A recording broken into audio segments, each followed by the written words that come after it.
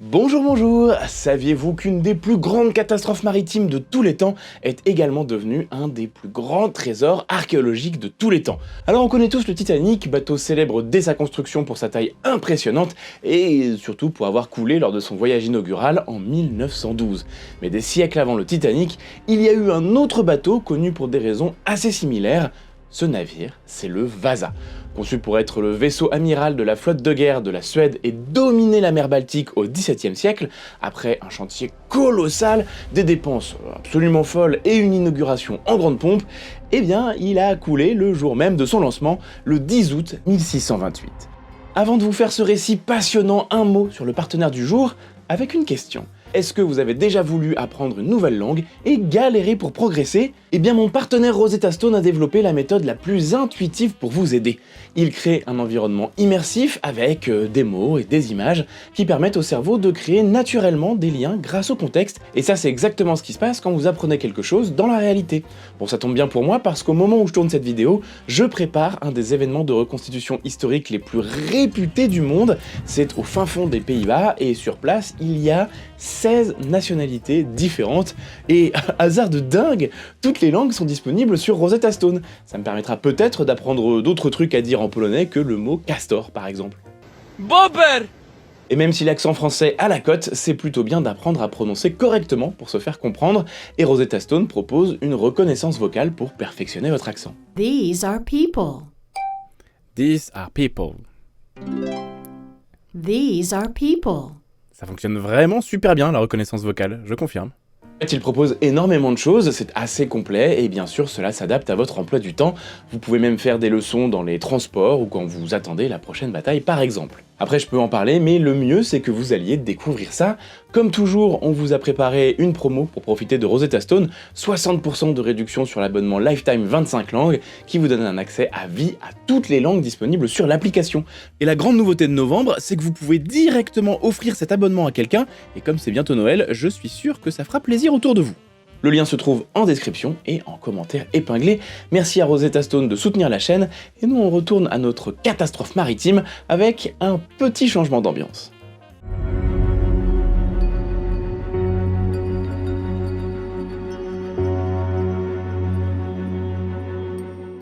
Imaginez donc, nous sommes en 1628. Ce qu'on a appelé plus tard la guerre de 30 ans fait rage sur le continent européen depuis déjà 10 ans. Celle-ci oppose la puissante dynastie des Habsbourg d'Espagne et d'Autriche, catholiques, aux États allemands protestants alliés aux Pays-Bas.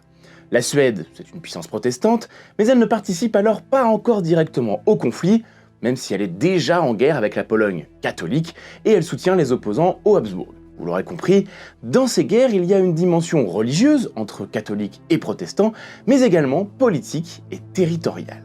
Dans cette atmosphère guerrière, le roi de Suède Gustave II Adolphe a commandé 3 ans plus tôt la construction d'un gigantesque navire pour l'époque, un grand 3-mâts de 69 mètres de long et 1200 tonnes, avec 3 étages de voile et 64 canons répartis sur 2 ponts pour un équipage de plus de 430 hommes, dont 300 soldats. On conçoit un modèle de navire un peu hybride entre la caraque de la fin du Moyen-Âge et le galion qui va connaître son âge d'or au XVIIe siècle. Son nom sera le Vasa.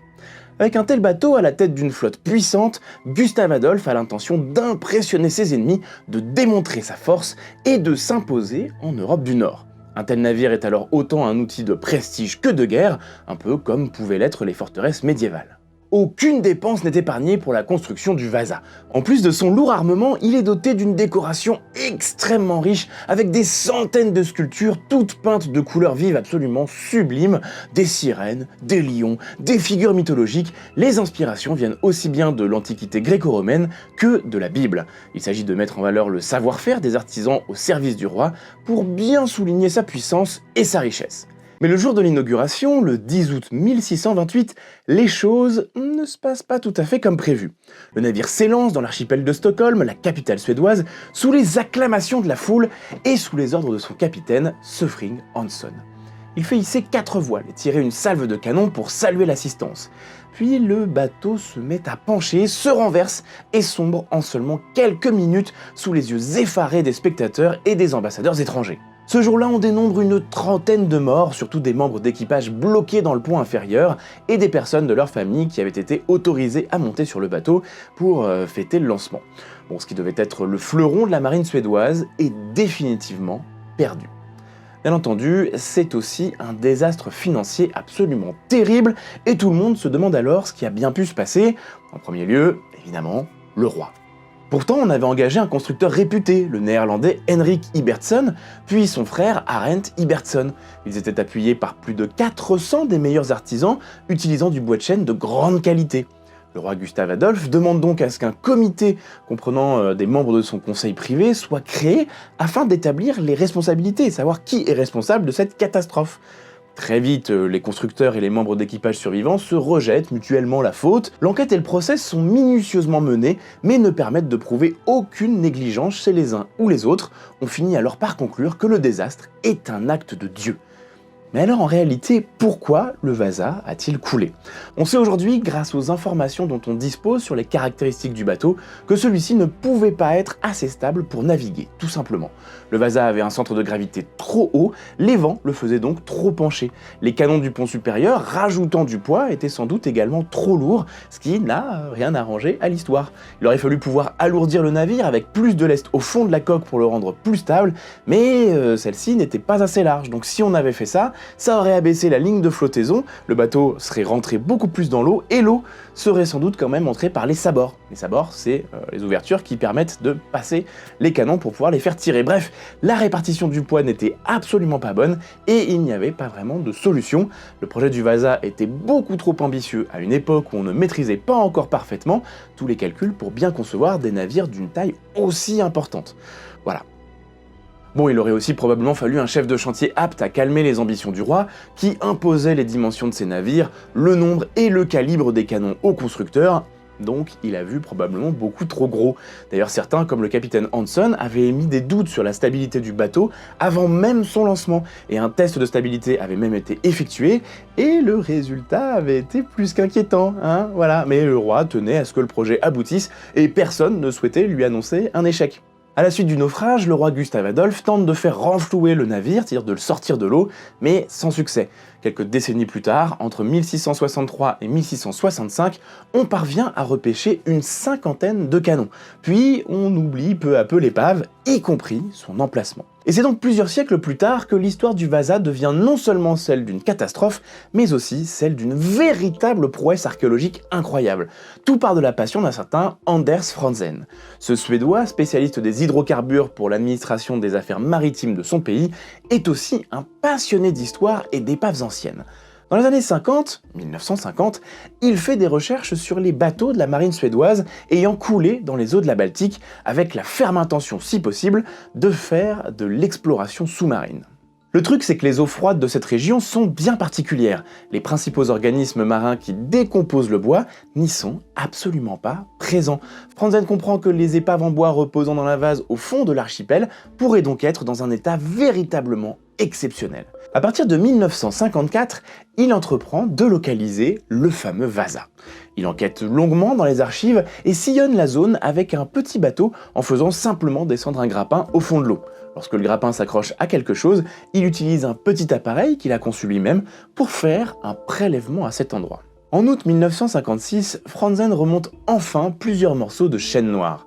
Per Edvin Fettling, un plongeur professionnel, descend alors dans les eaux obscures et uniquement grâce au toucher, découvre un grand mur de bois percé de sabords.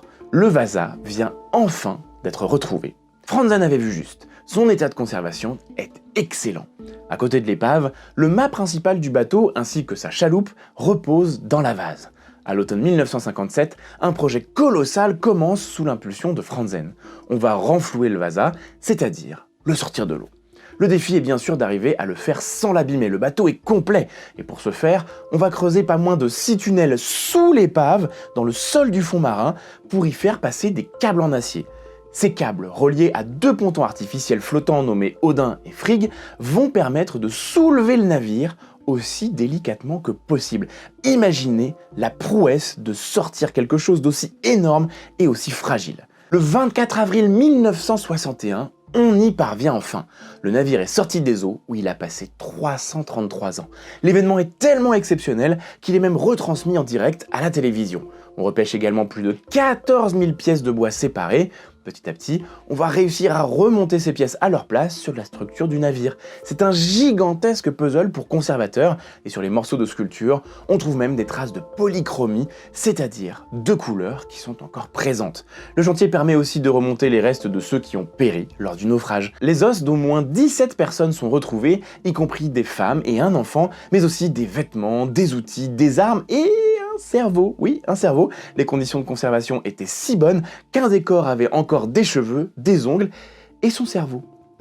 Mais bien sûr, une fois le bateau remonté, un autre défi immense se pose pour les archéologues. Comment est-ce qu'on conserve un truc pareil? Le bateau risquait de se détériorer rapidement au contact de l'air. On commence donc par garder l'épave dans une brume d'eau et on la traite ensuite pendant des années avec un produit chimique, le polyéthylène glycol, pour fixer l'état du bois. Puis on la fait lentement sécher à nouveau pendant des années. Ce processus long et complexe dure jusqu'en 1989. L'année suivante, le navire est exposé dans un nouveau musée qui lui est entièrement consacré. Et aujourd'hui, le Vasa est une attraction absolument unique que vous pouvez toujours voir en Suède. C'est le seul navire du XVIIe siècle qui existe encore. Sa conservation est d'ailleurs un travail constant qui pose encore et toujours de nouveaux défis. Les madriers de chêne qu'il compose sont de plus en plus fragilisés et les sulfures contenus dans le bois s'oxydent en produisant de l'acide sulfurique qui menace toute la structure. Bref, il y a un beau défi à relever et l'avenir nous dira si on arrive à garder intacte une telle merveille historique pour les générations futures. Le Vasa représente donc aussi une excellente incitation pour développer de nouvelles techniques de préservation et les chercheurs sont à pied d'œuvre à travers le monde pour tâcher de conserver ce qui est probablement un des plus grands trésors de l'histoire de l'humanité. Voilà pour cette histoire passionnante, c'est le premier d'une petite série sur les trésors archéologiques, donc n'hésitez pas à me dire en commentaire si vous aimeriez avoir plus de récits de ce genre, likez et partagez la vidéo comme vous le savez maintenant, c'est surtout grâce à ça que je peux continuer à produire plus de sujets, des sujets un peu différents comme celui d'aujourd'hui, et faire connaître la chaîne. Puis comme toujours, n'oubliez pas que l'histoire est vivante.